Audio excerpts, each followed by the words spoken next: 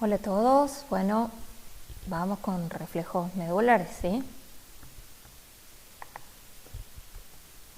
Bueno, antes que meternos de lleno en los reflejos, recordemos la función del sistema nervioso. Y dijimos que el sistema nervioso tiene una función sensitiva, una integradora y una motora. Cuando hablábamos de sensitiva, hablábamos del estímulo que era captado y viajaba por una neurona sensitiva hasta el centro de integración, que recibía esa información, elaboraba una respuesta y entonces ocurría la función motora, que era que esa respuesta se iba por una neurona eferente motora hasta su efector, ¿sí? para producir la respuesta propiamente dicho. Hoy vamos a hablar de los reflejos y los reflejos se integran, o sea, en la médula espinal, ¿sí? O sea que vamos a ver ese lugar donde se produce la función integradora de los reflejos medulares. Bueno, entonces, primero vamos a ver que hay distintos niveles de centros de integración. Entonces podemos hacer un corte acá y vemos que un nivel es la médula espinal, ¿sí? Otro nivel es en el encéfalo estructuras que están supramedulares, ¿sí? Y nos queda un tercer nivel que es la corteza cerebral. Entonces tenemos médula espinal, centros supraespinales o núcleos o zonas subcorticales. Eso depende de dónde esté la referencia, porque miren, ahí tenemos la corteza. Entonces, si la referencia es la médula espinal, esta porción del encéfalo sería centros supraespinales, o sea, por arriba de la médula espinal. Ahora, si tomamos como referencia la corteza, también podemos decir que acá tenemos centros subcorticales, ¿sí? O núcleos subcorticales. Estamos hablando de lo mismo, pero estamos hablando de la misma zona, ¿sí?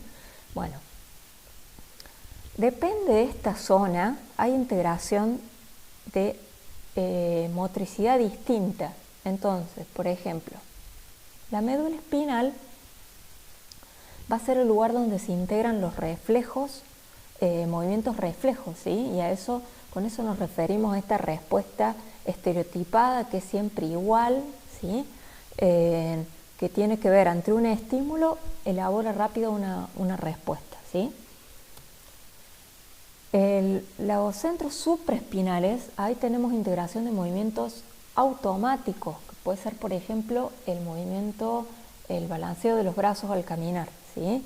Que es un movimiento automático, o sea, de menos complejidad que un reflejo voluntario, pero mucho más complejo que un reflejo muscular, ¿sí? De la médula.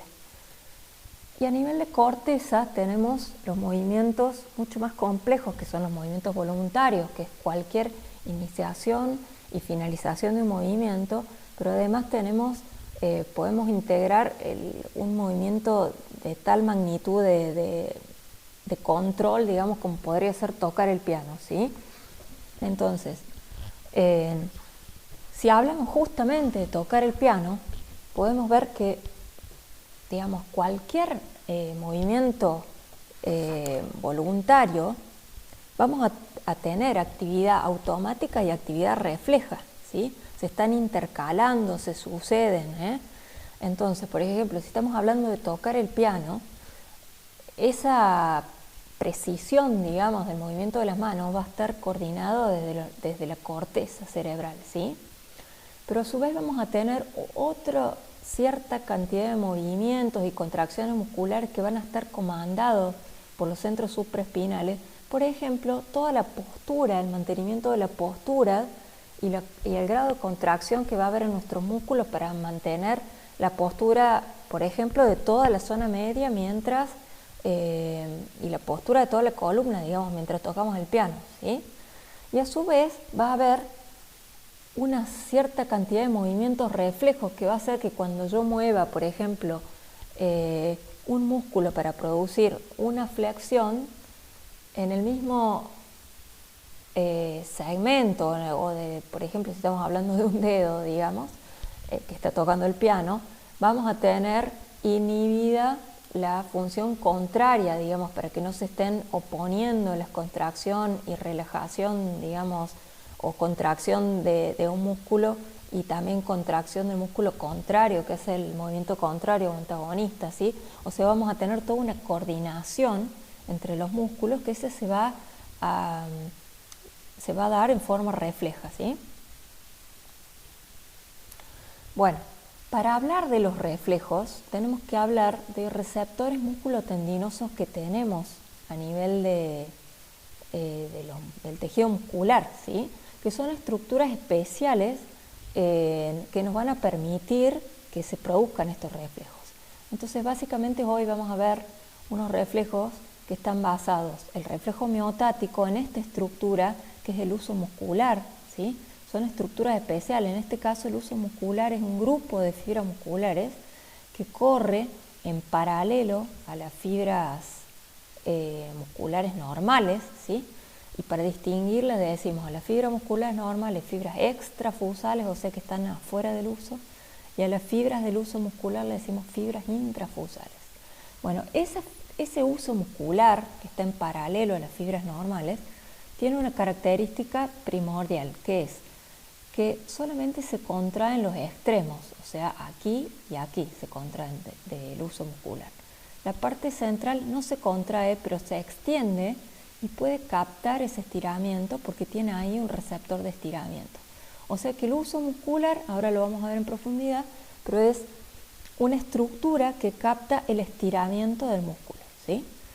También tenemos en el complejo músculo-tendón otra estructura especial, que son los órganos tendinosos de Golgi, que es un receptor de tensión muscular, ¿sí? Que cuando se transmite esa tensión muscular al tendón, lo capta esta estructura que se llama órgano tendinoso de Golgi, y también está asociado a una neurona sensitiva porque va a informar a la médula sobre esa tensión, ¿sí? O sea que para ver los reflejos vamos a utilizar, digamos, estas estructuras especiales que tiene el músculo.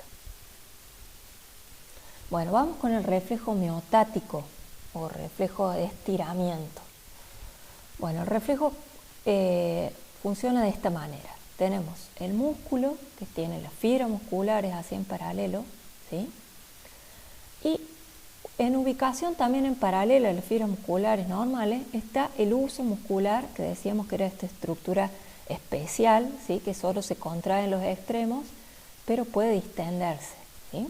Bueno, en la parte central del uso muscular tenemos una neurona sensitiva, o sea que acá tenemos enrollado las dendritas de esa neurona sensitiva, que se llama esto receptor ánulo espiral porque se enrolla así como una espiral. Y cuando ese músculo sea estirado, se va a estirar el uso muscular, y en esa zona media, cuando se estire, va a captar ese estiramiento y va a llevar esa información por esa neurona sensitiva hasta la médula, que va a entrar por la raíz posterior. Acá está el ganglio, que era ese ensanchamiento donde estaba el soma o el cuerpo de esa neurona sensitiva, ¿sí? Acá sigue el axón de esa neurona, y fíjense que va a hacer sinapsis con la neurona motora que va a contraer esta fibra muscular. O sea que en este caso podríamos hablar de una función de este sistema miotático que sería evitar que con esa distensión o estiramiento se desgarre, ¿sí? O sea, ante un estiramiento, capta ese estiramiento de la neurona sensitiva y hace sinapsis con la motoneurona que va a responder contrayendo este músculo, o sea, lo acorta, ¿sí? Hace el movimiento contrario. Bueno, esto es lo mismo, pero vamos a ir paso por paso. Entonces, el reflejo miotático tiene varios pasos. Paso 1. El estiramiento muscular estimula los usos musculares, ¿sí? O sea que acá tenemos fibras musculares normales, acá tenemos el uso muscular. Cuando se estira este músculo, puede ser, por ejemplo, ocasionado por un movimiento balístico, ¿sí? Que estira bruscamente el músculo. Cuando se estira el músculo, se va a estirar el uso muscular, ¿sí? Entonces viene el paso 2, que es la activación de esta neurona sensitiva que está acá en el uso muscular y capta ese estiramiento. Entonces va a llevar esa información sobre el estiramiento del músculo, entra a la médula por la parte de atrás y va a hacer sinapsis con una neurona motora, que es el paso 3. procesamiento de información en la motoneurona alfa. La neurona motora le llamamos motoneurona alfa. Y si hablamos de integración o dónde se procesa esa información, o sea, el lugar de integración es la médula, el lugar anatómico, pero el procesamiento justo de la información se hace acá, en la neurona motora, ¿sí? En el cuerpo de la neurona motora. Bueno, entonces a partir del procesamiento de esa información va a enviar la respuesta a esta neurona, que es la activación de la motoneurona alfa o motoneurona, ¿sí? Y esta neurona lo que hace es contraer, que sería el paso 5, las fibras musculares, ¿sí? O sea que fíjense que la respuesta es opuesta. Empezó con un estiramiento, capta el estiramiento, lleva esa información a la motoneurona y la motoneurona responde acortando el músculo, o sea, la contracción muscular. Es la respuesta opuesta, ¿sí? Bueno, ¿qué pasa con el reflejo miotático? El reflejo miotático responde así tal como lo vimos en la diapositiva anterior, pero tiene un condimento más, que es que para controlar, digamos, la función del reflejo miotático, una podría ser esto que nos protege frente a un estiramiento, digamos, o sea, el músculo no se puede desgarrar porque cuando se estire, ahí nomás va a responder con la contracción. Esa es una función. Pero la función primordial del reflejo miotático es el mantenimiento de la postura y es, digamos, la función fisiológica del tono muscular se basa en el reflejo miotático. Ahora lo vamos a ver cómo. Sobre todo apoyándose en esta otra motoneurona que se llama gamma, otra función, ¿sí? Bueno, fíjense acá, vamos de a poco. Tenemos primero el reflejo miotático, acá tenemos el músculo, ¿sí? Con el uso muscular, ¿sí? Y dijimos que el uso muscular se puede contraer en los extremos. Y en el medio capta el estiramiento, ¿eh? Entonces, si hubiese un estiramiento mecánico del músculo, esto sería captado por la neurona sensitiva, va a la médula, hace sinapsis con la motoneurona alfa y la motoneurona alfa produce la contracción de este músculo, ¿sí? Bueno, ahora le vamos a agregar un condimento más que es la motoneurona gamma. Acá en el asta anterior de la médula, o sea, donde están las motoneuronas, tenemos también una pequeña motoneurona que se llama gamma, que esta pequeña motoneurona inerva al uso muscular, no a las fibras musculares extrafusales, o sea, a las fibras comunes, sino al uso, a las fibras del uso. O sea, que le va a dar una orden para que se contraigan estos extremos del uso, ¿sí? Bueno, ahora, si se contraen los extremos del uso, o sea, que imagínense este punto se acerca acá, se achica, ¿sí? De ahí, va a traccionar para allá. Y acá va a traccionar de acá para acá, porque se contrae. Cuando se contraigan estos extremos, se va a producir el estiramiento de la zona de medio. Entonces, cuando se estira el medio, se va a producir el reflejo miotático. O sea, va a venir acá la sinapsis con la motoneurona alfa y se va a contraer el músculo. Este es el fundamento fisiológico del tono muscular. El tono muscular es un estado de semitensión que tiene el músculo, ¿sí? O sea, el músculo, por más que uno diga, bueno, estoy relajada, el músculo no está totalmente desactivado, tiene un grado de tensión pequeño. Ese grado de tensión pequeño que está comandado por los centros supraespinales tiene que ver con una orden que va a llegar de los centros supraespinales a esta pequeña motoneurona gamma y va a hacer que domine, digamos, la tensión del uso. Entonces, cuando el uso lo estira, digamos, contrayendo los extremos, y ahí desencadena el reflejo miotático. O sea que los músculos van a tener un grado de tensión porque va a estar siempre ocurriendo esto, que el uso se estira un poquito y la motoneurona alfa lo contrae al músculo. Entonces por eso el músculo tiene tensión, ¿sí? Otra función del reflejo miotático tiene que ver con el mantenimiento de la postura. Entonces los reflejos miotáticos van a ser muy sensibles, sobre todo en toda la musculatura axial, o sea, la del centro del cuerpo, ¿sí? La que es la encargada de mantener la columna derecha, digamos, mantener la postura, ¿sí? Antigravitatoria, o sea, podernos mantener de pie. Entonces,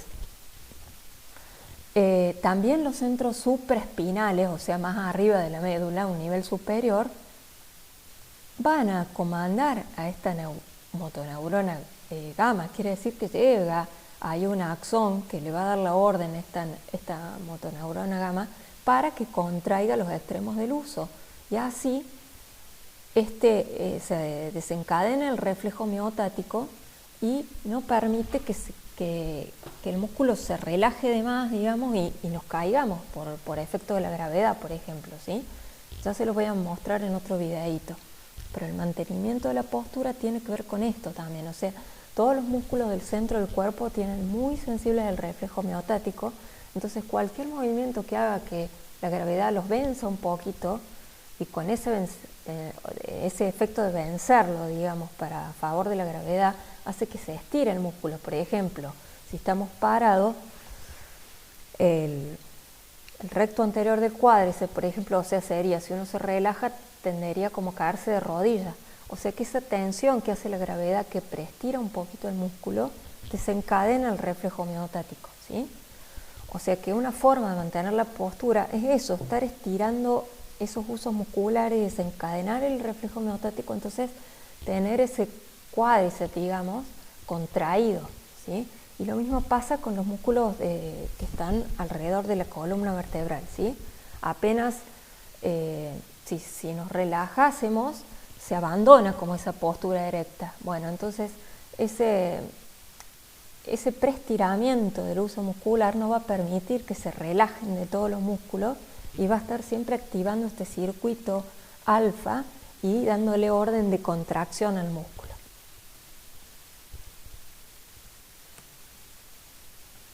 Bueno, esto es otro gráfico, pero de la misma actividad alfa y gamma, nada más que es distinto el gráfico, ¿sí? Entonces, por ejemplo, acá tenemos la motoneurona gamma, que si bien acá está representada igual, es bastante más chiquita que la motoneurona alfa, ¿sí? Que va a estar contrayendo los extremos del uso muscular que está acá. Entonces, cuando contraiga los extremos del uso, se va a producir el estiramiento de la parte central del uso muscular, y esto va a ser captado por la neurona sensitiva aferente. Acá está su cuerpo, antes de entrar a la médula, sería el ganglio, ¿sí? De la raíz posterior. Acá entra a la zona gris de la médula y hace sinapsis ahí con la motoneurona alfa, que va a hacer que la fibra muscular se contraiga, ¿sí? Entonces este músculo va a tener tono muscular, este músculo no se va a dejar vencer por la gravedad, ¿sí? Y va a estar manteniendo la postura. En esto radica esta actividad alfa y gamma, ¿eh? Entonces recordemos que la actividad gamma está comandado, digamos, la motoneurona gamma a su vez va a responder a los centros superiores, o sea, a un nivel superior a la médula, ¿sí? O sea, supraespinales, que van a estar comandando la actividad gamma para tener más o menos tono muscular, ¿sí? Bueno, pasamos a otro reflejo ahora, que es el reflejo miotático inverso o de los órganos tendinosos de Golgi.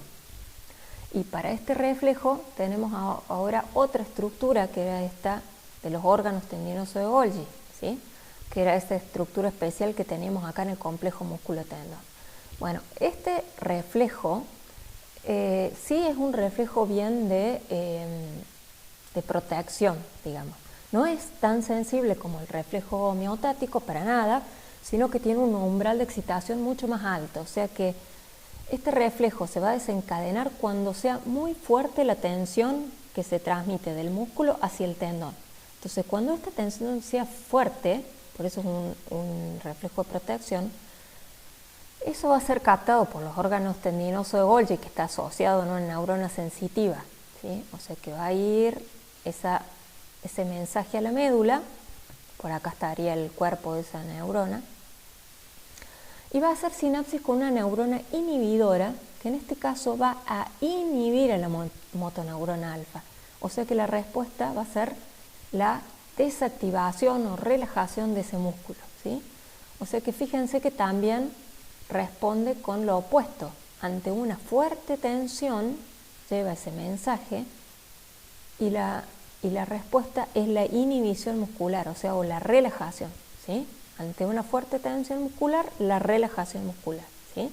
Y este no es un reflejo monosináptico como el reflejo miotático, sino que es bisináptico, tiene varias sinapsis, ¿sí? Acá tiene una, porque depende de esta interneurona que es inhibidora, en este caso esta, por eso tiene el signo menos ahí. Esta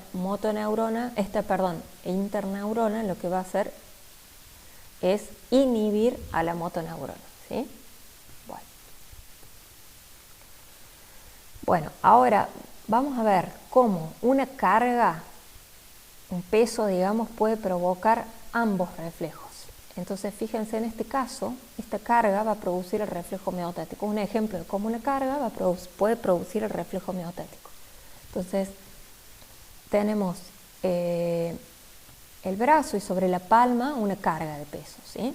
Bueno, si la carga es excesivo y vence un poco la posición de esta mano, o sea que el antebrazo se mueve así para abajo porque la vence la carga, cuando se mueve así para abajo, este músculo del bíceps va a sufrir un estiramiento, ¿sí?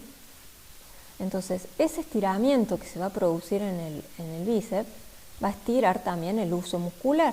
Por lo tanto, cuando se estira el uso muscular, va a ser captado ese estiramiento por la neurona sensitiva del uso, esta ánulo espiral, va a ir con ese mensaje a la motoneurona alfa y la motoneurona va a contraer ese músculo, o sea que va a ejercer esa fuerza que va a equilibrar esa carga y nosotros vamos a volver a poner la mano en su lugar, ¿sí? Bueno, ahora vamos a ver cómo un peso puede desencadenar el otro reflejo, el de los órganos tendinosos de Golgi. En este caso, la carga va a ser excesiva, ¿sí? Va a ser una carga muy pesada. Entonces, esta carga pesada va a generar mucha tensión acá a nivel tendinoso del bíceps, ¿sí? Entonces, esa tensión que se va a transmitir en el tendón va a ser captada por el órgano tendinoso de Golgi y va a llevar esa información a la médula y acá se van a producir varias sinapsis. Fíjense, ahí tienen el más y el menos. ¿Qué va a pasar? Lo primero que va a pasar es que va a hacer estas sinapsis con las interneuronas que van a inhibir, por eso tienen los signos menos, a los músculos que producen la flexión del codo. O sea, estaba haciendo la flexión y va a hacer la relajación. O va a abandonar se va a desactivar ese músculo, ¿sí? Entonces, acá tenemos, por ejemplo, va a inhibir el bíceps, por ejemplo, ¿sí? Y va a inhibir, por ejemplo, otro músculo sinergista. O sea, sinergista me refiero a los músculos que hacen la misma acción, ¿sí? Que trabajan conjuntamente en la misma acción. Por ejemplo, el coracobraquial, ¿sí? Perdón, no es el coracobraquial, sino es el braquial anterior. Estoy diciendo mal. Bueno, entonces se va a inhibir el bíceps, se va a inhibir el braquial anterior y también va a haber una sinapsis acá que tiene el signo más, o sea que es excitatoria, para activar el músculo extensor, o sea el antagonista. O sea que se van a inhibir los músculos que estaban haciendo la flexión, porque la flexión era con una tensión excesiva, ¿sí? Se van a inhibir esos músculos flexores y se va a activar el músculo extensor, o sea el antagonista, el contrario, ¿sí?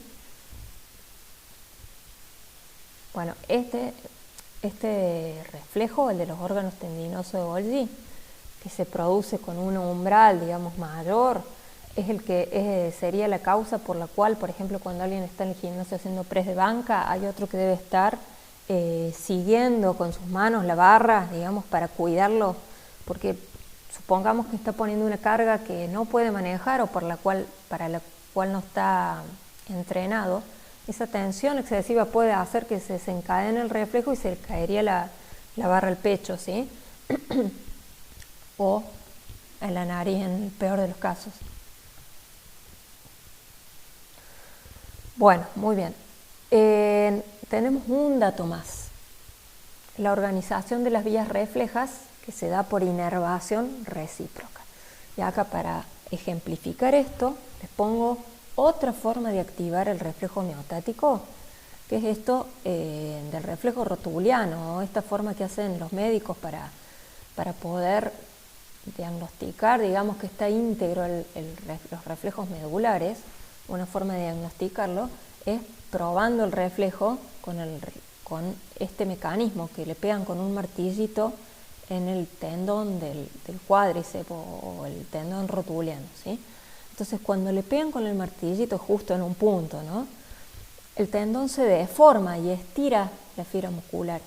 Entonces cuando estire las fibras musculares se va a estirar el huso muscular. Cuando se estire el huso muscular va a ser captado por la neurona sensitiva, va a entrar a la parte de atrás de la médula, y fíjense que le agregamos un dato más a esto de cómo se organizan los reflejos. Dijimos que se producía el reflejo homeostático, ¿sí? O sea, lo que quiere decir es que acá se va a activar, va directo, ¿sí? La sensitiva va a hacer sinapsis directo acá, que era el reflejo homeostático con la motoneurona alfa de este músculo, en este caso la del cuádriceps. Entonces el cuádriceps se va a contraer y es por eso que se hace esa patada hacia arriba, o sea, se hace la extensión de rodilla, ¿sí? Porque se activó el cuádriceps acá, ¿sí? Pero fíjense que no es tan sencillo así, hay más sinapsis.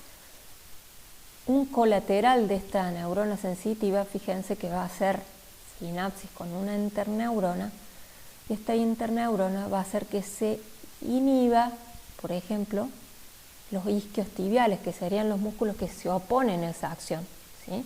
Porque si no inhibimos el isquio y está activado, bueno, acá tenemos la activación de un músculo y tenemos la activación del músculo contrario, o sea que ese movimiento no va a poder ser de la manera más armoniosa, digamos, porque vamos a tener una fuerza que se va a estar oponiendo ahí, ¿no?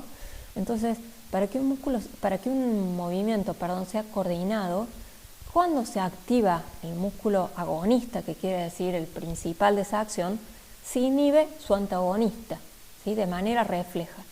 O sea que tanto este reflejo, el miotático, ¿sí?, como el de los órganos tendinosos de Golgi, se da esta inervación recíproca. O sea, acá en el miotático se activa el cuádriceps por el mecanismo del reflejo miotático, ¿sí?, una sola sinapsis, acá que activa la motoneurona alfa y activa el cuádriceps, pero un colateral de ese axón va a inhibir a los músculos antagonistas, ¿sí?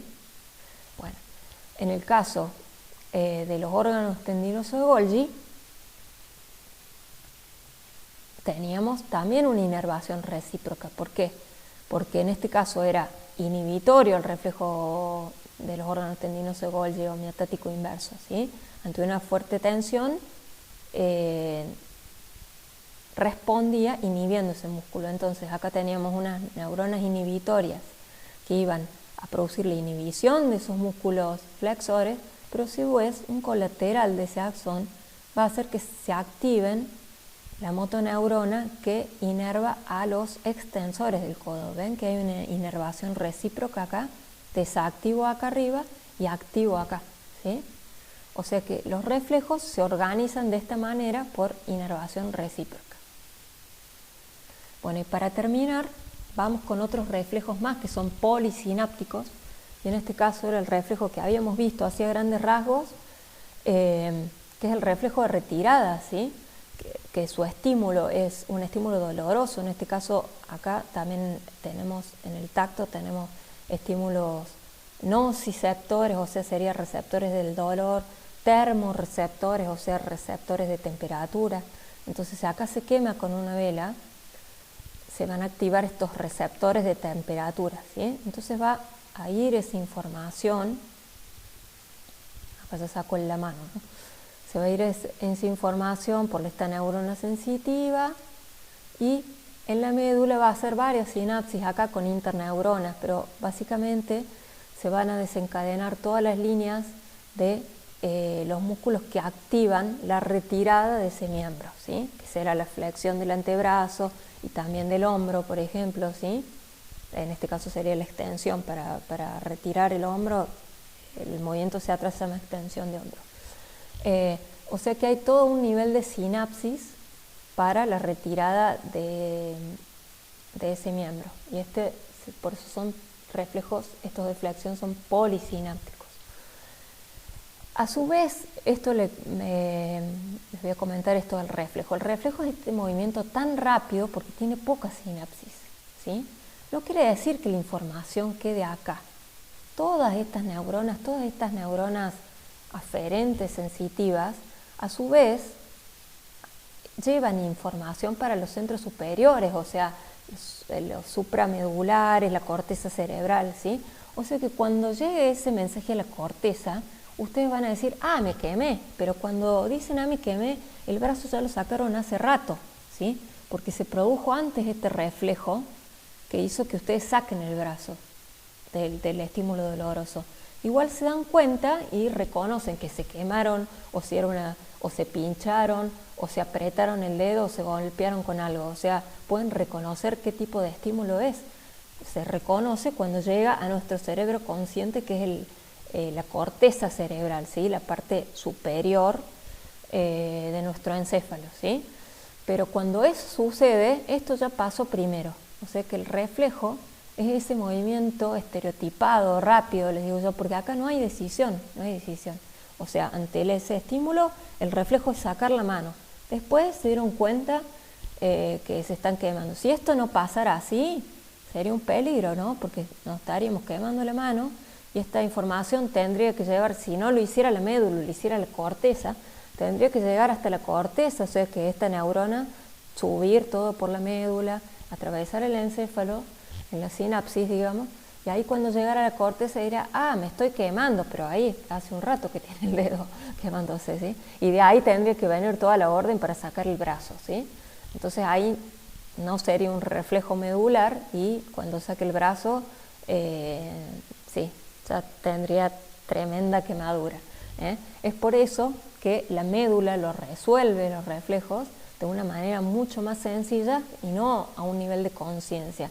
A nivel medular y supramedular no hay conciencia, ¿sí? La conciencia es a nivel de la corteza cerebral, ¿eh? O sea que todos los reflejos son inconscientes y los resuelve la médula sin ninguna participación de nuestra voluntad, ¿sí? Porque los reflejos voluntarios, recordemos que se integraban en la corteza cerebral y esto se resuelve en el nivel más básico, que es el medular, ¿eh? Bueno, y acá tenemos el reflejo extensor cruzado, que sería lo mismo que el reflejo anterior, pero cuando el estímulo doloroso es en un pie, ¿eh? En este caso es un poquito más complejo, porque con las piernas mantenemos nuestra postura. Entonces, si, por ejemplo, acá tenemos el estímulo doloroso, que va a ser una espina, por ejemplo, ¿sí?